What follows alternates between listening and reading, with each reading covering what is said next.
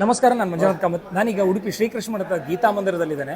So Udupi ಅಂದರೆ ಬಾಣಸಿಗರಿಗೆ ಅಥವಾ ಇಲ್ಲಿಯ ವಿವಿಧ ಖಾದ್ಯಗಳಿಗೆ ಬಹಳ ಪ್ರಸಿದ್ಧ. ಸೊ ಒಂದು ಮಾತಿದೆ, ಏನೇ ಒಂದು ವಸ್ತುವನ್ನು ಕೊಡಿ, ಇಲ್ಲಿ ಉಡುಪಿಯ ಬಾಣಸಿಗರು ಅದರಲ್ಲಿ ಒಂದೊಂದು ಲಾಡನ್ನು ಮಾಡ್ತಾರೆ. ಶ್ರೀಕೃಷ್ಣ ಮಠದಲ್ಲಿ ಜನ್ಮಾಷ್ಟಮಿ ಪ್ರಯುಕ್ತ ಲಡ್ಡೋತ್ಸವ ನಡೀತಾ ಇದೆ. ಅದಕ್ಕೆ 108 ಬಗೆಯ ಲಡ್ಡುಗಳನ್ನು ನಾವಂತೂ ಇದನ್ನು ಕೇಳಿಯೇ ಇಲ್ಲ, ನೋಡಿಯೇ ಇಲ್ಲ. ಸೊ ಅದನ್ನು ತಯಾರಿಸಿದವರು ಶ್ರೀಧರ ಭಟ್ರು. ನಮಸ್ಕಾರ ಸರ್. ನಮಸ್ಕಾರ ಸರ್, ಇದೊಂದು ಲಡ್ಡಿನ ವಿಷಯದಲ್ಲಿ ಉಡುಪಿಯ ಬಾಣಸಿಗರಿಗೆ ಏನೇ ಕೊಡಿ ಅದರಿಂದ ಒಂದು ಖಾದ್ಯವನ್ನು ಅಥವಾ ಲಡ್ಡನ್ನು ತಯಾರಿಸ್ತಾರೆ ಅಂತ. ಸೊ 108 ಲಡ್ಡುಗಳನ್ನು ನೀವು ತಯಾರಿಸುವಾಗ ನೀವು ಎದುರಿಸಿದ ಸವಾಲುಗಳು ಏನು ಸರ್? ಗುರುಗಳು ಪರಿಯ ಪುತ್ತಿಯ ಶ್ರೀಗಳವರು ನಮ್ಮ ಹತ್ರ ಹೇಳಿದರು, 108 ಲಡ್ಡಿಗೆಯನ್ನು ತಯಾರಿ ಮಾಡಿಕೊಡೋದು ಕೃಷ್ಣನಿಗೆ ಪ್ರಿಯವಾದಂಥದ್ದು. ಆ ರೀತಿ ತಯಾರು ಮಾಡಲಿಕ್ಕೆ ಹೇಳಿದರು. ನಾವು ಅದರ ಬಗ್ಗೆ ಬೇರೆ ಬೇರೆ ರೀತಿಯಲ್ಲಿ ಯಾವುದನ್ನು ಮಾಡಬೇಕು ಪ್ರಥಮವಾಗಿ ನಾವು ಲೀಸ್ಟ್ ಮಾಡಿದೆವು. ಪ್ರತಿಯೊಂದು ಯಾವ ಬಗೆ ಬೇಕು, ಯಾವುದು ಇಲ್ಲಿ ಮುಖ್ಯವಾಗಿರುವಂಥದ್ದು ಎಳ್ಳು, ಕಡಲೆ, ಹೆಸರು, ನೆಲಗಡಲೆ, ಗೇರು ಬೀಜ, ಡ್ರೈ ಫ್ರೂಟ್ಸು, ಮತ್ತು ಅದು ಮುಖ್ಯವಾದ ಇರುವಂಥದ್ದು.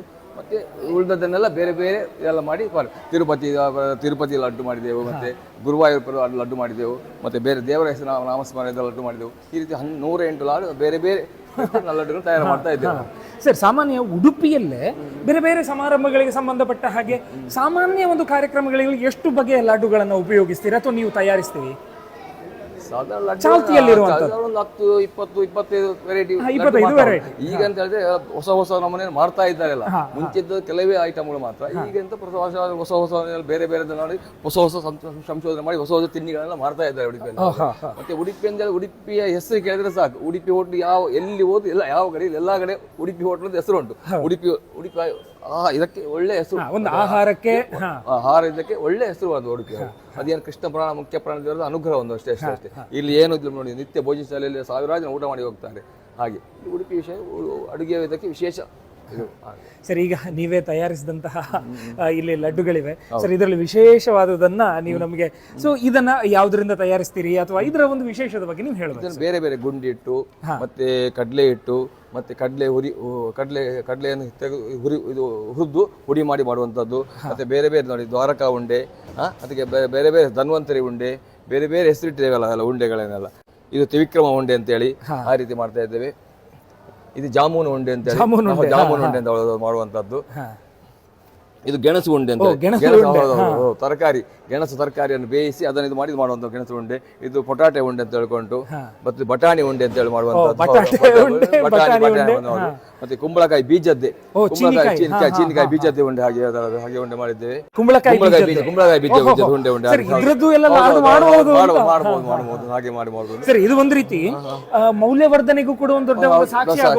ಹೌದೌದು. ಮತ್ತೆ ಮೋಹನ ಉಂಡೆ ಅಂತ ಹೇಳಿಕೊಂಡು, ಸರ್ ಇದೇನು ಪಾಪಡ್ ಉಂಡೆ? ಹಪ್ಪಳ ಮಾಡಿ ಹಪ್ಪಳವನ್ನು ಪುಡಿ ಮಾಡಿ ಮಾಡುವಂತಹ ಉಂಡೆ. ಉದ್ದಿನ ಹಪ್ಪಳ ಉಂಟಲ್ಲ, ಉದ್ದಿನ ಹಪ್ಪಳ ಪುಡಿ ಮಾಡಿ ಅದನ್ನು ತಯಾರಿಸಿದ ಉಂಡೆ. ಇದು ಮೋಹನ್ ಲಾಡು, ಅದು ಹಪ್ಪಳ ಮಾಡಿ ಮಾಡುವಂತಹ ಉಂಡೆ. ಮತ್ತೆ ಇದು ಪುನರ್ಪುಳಿ. ಹೌದು, ಪುನರ್ಪುಳಿ ಟೇಸ್ಟ್ ಅದು. ಪುನರ್ಪುಳಿ ಉಂಡೆ. ಹೌದು. ಹಾಗೆ ಇದು ವೆನಿಲಾ ಬರ್ತದೆ, ಇದು ಒಂದು ರೀತಿ ಆಧುನಿಕ. ಹೌದು, ವೆನಿಲಾ ಉಂಡೆ ಅಂತ ಹೇಳ್ಕೊಂಡು. ಇದು ಗುಲಾಬಿ ರೋಸ್ ಉಂಡೆ ಅಂತ ಹೇಳ್ಕೊಂಡು. ಇದು ಚಿಕ್ಕನ್ನು ಬೇಯಿಸಿ ಚಿಕ್ಕಿಂದ ತಯಾರಿಸಿದಂತ ಉಂಡೆ, ಚಿಕ್ಕು ಉಂಡೆ,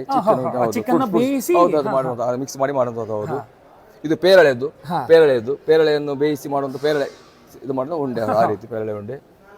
ಇದು ಅವಲಕ್ಕಿ ಉಂಡೆ, ಮಾಮೂಲಿ ಅವಲಕ್ಕಿ ಉಂಡೆ, ಕೆಂಪು ಅವಲಕ್ಕಿ, ಅದು ಬೇರೆ ಬೇರೆ ವೆರೈಟಿ ಅವಲಕ್ಕಿ ಬರ್ತಲ್ಲ ಹಾಗೆ.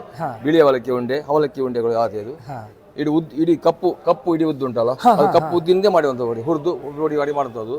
ಇದು ಇಡೀ ಉದ್ದು, ಅದೇ ಬಿಳಿ ಕೆಂಪು ಸಿಪ್ಪೆ ತೆಗೆದದ್ದು ಇಡೀ ಉದ್ದಿನ ಉಂಡೆ. ಹಾಗೆ ನೆಲಗಡಲೆ ಹೌದು, ಮಾಮೂಲಿ ನೆಲಗಡಲೆ ಉಂಡೆ, ಹೆಸರು ಉಂಡೆ, ಗೋಡಂಬಿ ಉಂಡೆ, ಗೇರು ಬೀಜದ ಉಂಡೆ, ಕಡಲೆ ಉಂಡೆ. ಹೌದು. ತೊಗರಿ ಬೇಳೆದು ಮಾಡಿದ್ದು, ತೊಗರಿ ಬೇಳೆಯನ್ನು ಹುರಿದು ಪುಡಿ ಮಾಡಿ ಮಾಡುವಂಥ ತೊಗರಿ ಬೇಳೆ ಉಂಡೆ. ಇದು ಬೂಂದಿ ಉಂಡೆ. ಖಾರಗಡ್ಡೆಯನ್ನು ಮಾಡಿ ಮಾಡುವಂಥ ಉಂಡೆ ಅದು ಖಾರಗಡ್ಡೆ. ಹೌದು. ದ್ರಾಕ್ಷಿಯನ್ನು ಸರ್, ಅಂದ್ರೆ ಇದರಲ್ಲಿ ಕೇವಲ ಡ್ರೈ ಫ್ರೂಟ್ ಆಗಿ ಯೂಸ್ ಮಾಡಿರೋದು ಅಥವಾ ಮೇನ್ ಆಗಿ? ದ್ರಾಕ್ಷಿ ಉಂಟು, ಅದರೊಟ್ಟಿಗೆ ಬೇರೆ ಹಿಟ್ಟುಗಳನ್ನು ಸ್ವಲ್ಪ ಮಿಕ್ಸ್ ಮಾಡಿ ಅಂಟು ಬರ್ಬೇಕಲ್ಲ, ಅದಕ್ಕೋಸ್ಕರ ಅದನ್ನು ಮಾಡಿದ್ವಿ. ಗೋಧಿ ಕಡಿ ಉಂಡೆ, ರವೆ ಉಂಡೆ, ದ್ರಾಕ್ಷಿ ಉಂಡೆ, ಗೋಧಿ ಕಡಿ ಉಂಡೆ, ಬೇಸನ್ ಉಂಡೆ, ಇಡೀ ಹರಳು ಹುಡಿಯಿದ್ದು ಬೇರೆ, ಇಡೀ ಹರಳುದು ಬೇರೆ. ಮನೋಹರ ಉಂಡೆ, ಮನೋಹರನ್ನು ಕಡಲೆ ಹಿಟ್ಟಿನ ಕಾಳು ಮಾಡಿ ಮನೋಹರ ಉಂಡೆ. ಹೌದು. ತೆಂಗಿನಕಾಯಿ ಉಂಡೆ, ಚಕ್ಕುಲಿ ಮಾಡಿ ಚಕ್ಕುಲಿ ಪುಡಿ ಮಾಡಿ ಅದರ ಉಂಡೆ ಮಾಡುವಂಥದ್ದು. ತಿರುಪತಿ ಉಂಡೆ. ತಿರುಪತಿ ಉಂಡೆ ಹೌದು. ಹಾ. ಅದಕ್ಕೆ ಪರಿಮಳ ದ್ರವ್ಯಗಳನ್ನೆಲ್ಲ ಹಾಕಿ ತಿರುಪತಿಯಲ್ಲಿ ಮಾಡ್ತಾರೆ, ಅದೇ ತಿರುಪತಿ ಉಂಡೆ ಮಾಡೋದು ಆ ರೀತಿ. ಹಾಗೆ ಇದು ಅಕ್ಕಿ ಉಂಡೆ. ಅಕ್ಕಿ ಉಂಡೆ ಹೌದೌದು. ಉಂಟು ರಾಗಿ ಹಿಟ್ಟು ಉಂಡೆ. ಹೌದೌದು. ಅಂಟಿನ ಉಂಡೆ. ಅಂಟಿನ ಉಂಡೆ ಹೌದು. ರಾಗಿ ಹಿಟ್ಟು ಉಂಡೆ. ಮೆಂತೆ ಉಂಡೆ. ಮೆಂತೆಯನ್ನು ಹುರಿದು ಹುಡಿ ಮಾಡಿ ಮಾಡಿದ ಉಂಡೆ. ನಾನಾ ರೀತಿ 108 ಬಗೆಯ ಉಂಡೆಗಳನ್ನು ಹಾಗೆ ಮಾಡ್ತಾರೆ.